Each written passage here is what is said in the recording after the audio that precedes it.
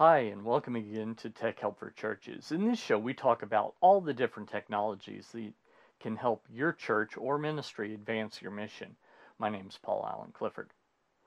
3D printers are coming into the mainstream. This Black Friday, Monoprice, for example, had two models that were selling for right at $100. So with prices that low, maybe your church should get one. Well, hold your horses because there are some things you should be aware of before you take the plunge. With that said, today let's talk about the 5 reasons your church should not get one. Number 1, you don't like to tinker. There may come a time when 3D printing is 100% reliable and settings are obvious, but quite frankly, we're not there yet, especially with entry-level 3D printers. Number 2, you don't want to answer the question of whether you can make a gun on one. That's really all you ever hear about after all. No one talks about the desktop 3D printing revolution, which is akin to the desktop publishing revolution of the 1980s. Back then, people were worried about counterfeiting. Now it's guns. Here's the thing.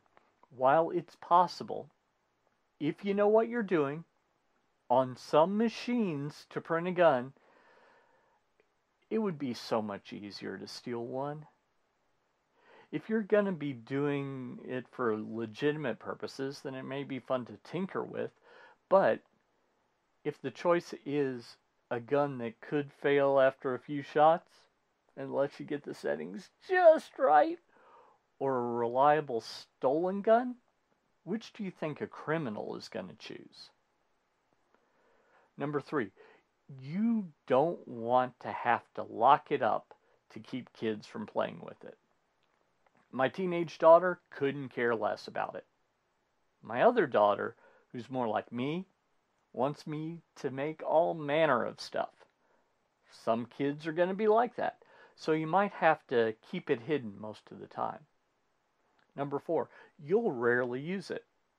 If you're thinking, we'll use it for when stuff breaks on a Sunday morning, but that's all the plans you have, maybe you should just buy a spare mic clip or spare whatever.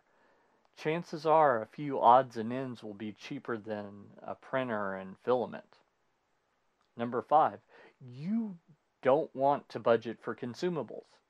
Speaking of filament, it's not free and there is waste. So if your church won't buy more, it would be like having a printer, but no paper or toner. In that case, you just have an expensive paperweight. So, how about you? Are there reasons I've missed for why you might, on second thought, not need a 3D printer? Share them below in the comments section.